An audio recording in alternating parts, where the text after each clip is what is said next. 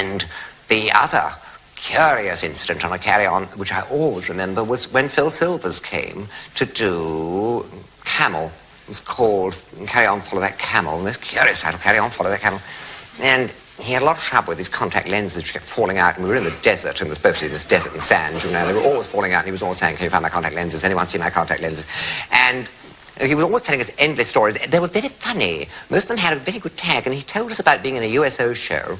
And he said, when we got to Rome, Frank Sinatra said, "Well, I'll go in see the Pope. You can come in with me." I said, "Don't be silly, Frank. You can't just walk in on the Pope." You know? And he said, "Yeah, I can. I got a few strings. I can pull the embassy." And he said, certainly he did. And the next day, there we were in the Sistine Chapel with one of these acolytes and a cardinal, you know, saying, "Come this way. The Holy Father will see you now." And he said, there we were. We actually got to see the Pope. I couldn't believe it.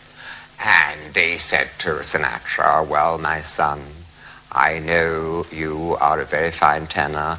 And he said, no, Father." He said, "I'm a baritone." He said, "Oh, I'm sorry, my son. I thought you were a tenor." He said, No, I'm a baritone." He said, and then he turned to me and said, "Mr. Silvers, I believe you are a funny man." He said, I gave him a rundown on my early days in burlesque.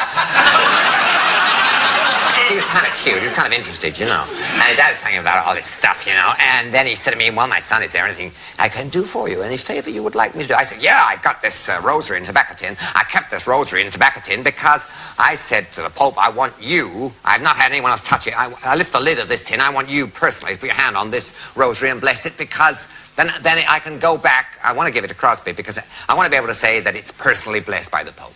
And he said, "I will do better than that, my son." He said he went away and he bought back these rosaries, which he gave me 6, and they were all stamped with the Vatican seal in cellophane. Nobody else touched them. And he said, "Take those, my son.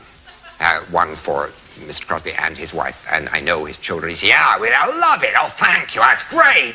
He said, I was really chuffed, you know. I came out of there, and we're on the steps of the chapel, and Sinatra gave me a real, hey, he hit me right in the stomach. You know, really winded me. I said, "Oh, what'd you do that for?"